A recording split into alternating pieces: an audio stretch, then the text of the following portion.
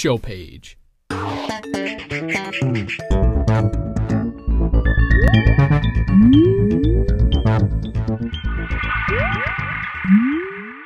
Hello, everyone, and welcome to The Vortex, where lies and falsehoods are trapped and exposed. I'm Michael Voris. Many words have been spoken and much ink has been spilled these past few days about the Pope's recent interview that the media ran wild with. But something to keep in mind here is this. There is a tension in living out the Catholic life.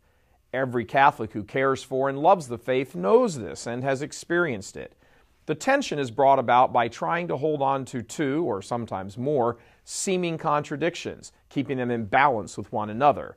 The faith is rife with these kinds of things. Three persons in one God, two natures in one person, the Immaculate Conception, Jesus Christ under the appearance of bread and wine, victory through death, and so forth. None of these is a contradiction. They just need deep, deep reflection because they're difficult to get our little finite minds around. They are paradoxes, not contradictions. Today, the Church finds herself in a state of paradox that many wrongfully claim is a contradiction. It is the tension between the doctrinal approach and the pastoral approach.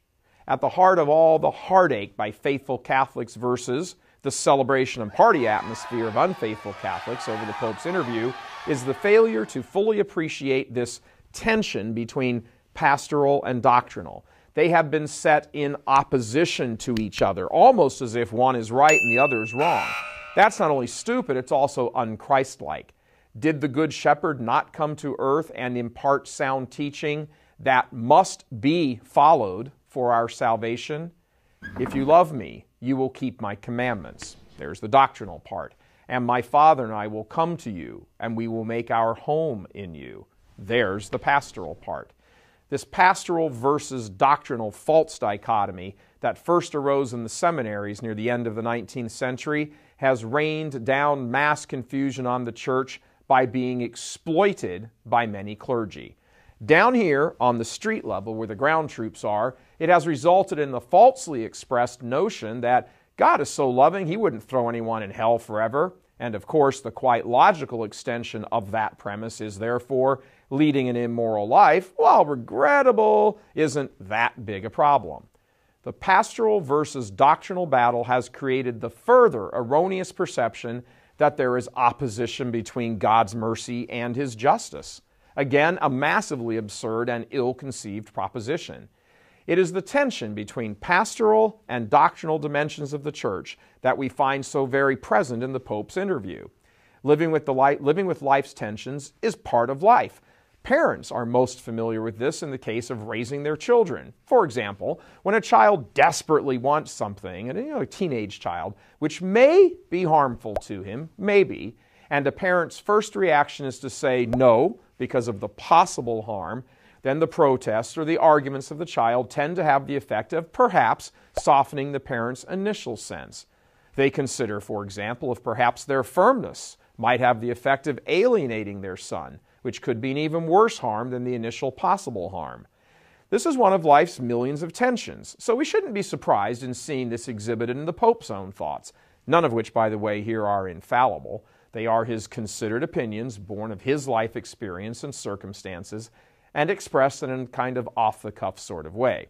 For the media and many unfaithful Catholics and enemies of the faith, they get great glee from these words, this tension, and play them up incessantly because in many, many cases, they live lives of gross depravity and sexual immorality, and they don't want to change.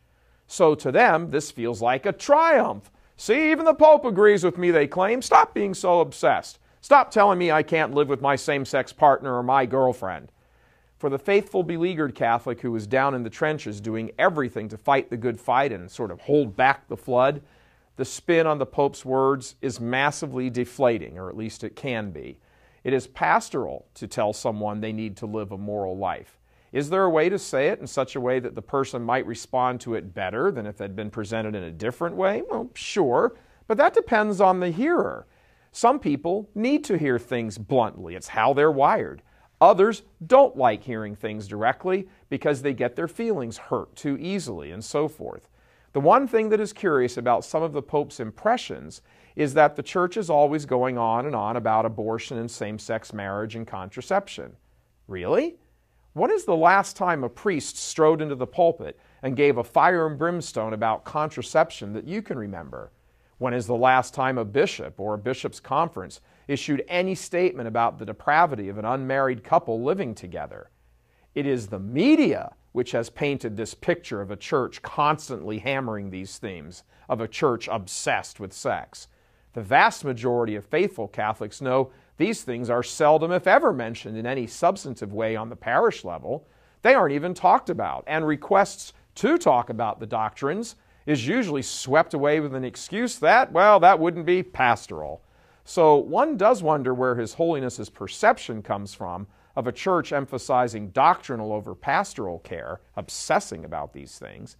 Nonetheless, it is this false dichotomy between pastoral and doctrinal, set up by the media and many in the church who want to undo her moral teachings, that is to blame for much of the deep concern over the Pope's interview. For example, for the intrepid souls of the 40 Days for Life campaign, are they being too doctrinal, too obsessed by standing outside abortion chambers, highlighting the sanctity of life and the evil of murder, child murder? Or are they motivated by pastoral love and concern for the child and the mother, and the abortionist for that fact? And what about the parents pleading with their homosexual son to not go down that path of giving into his passions, wherever they come from? Are they being doctrinal by warning him of hell, or are they being pastoral in wanting to help him choose the path to heaven? Again, a false dichotomy. They're being both. For the past 50 to 60 years, there has been an effort on the part of many in the church to play up pastoral care to such a degree that essentially doctrine gets ignored. Many times this is to make them feel good about their own moral failings, which oftentimes are sexual and frequent. Sometimes it is owing to a worshiping at the altar of feelings and emotions, where they place too much emphasis on these things to the detriment of the truth. But these things cannot be separated any more than you can separate the heads from the tails of a coin. A perfect example of this is the very next day after the Pope's interview was released, and his words created headlines about abortion not being that big a deal, created headlines saying that. He didn't say that. His Holiness blasted abortion at a meeting in Rome with gynecologists, who he told that every child that is killed, that child bears the face of our blessed Lord, and that every child aborted has been unjustly condemned. What needs to be addressed in the church today is this false notion that doctrine and pastoral care are opposed to each other, and one is right and the other is wrong. If anything beyond headlines and excuses for peddling more immorality by the media comes from all this uproar, well, hopefully it will be this. The tension between doctrine and pastoral has been abused and lived out in an unbalanced manner in the church for 2 generations now. It's time to right the ship and correct course. God love you. I'm Michael Voris.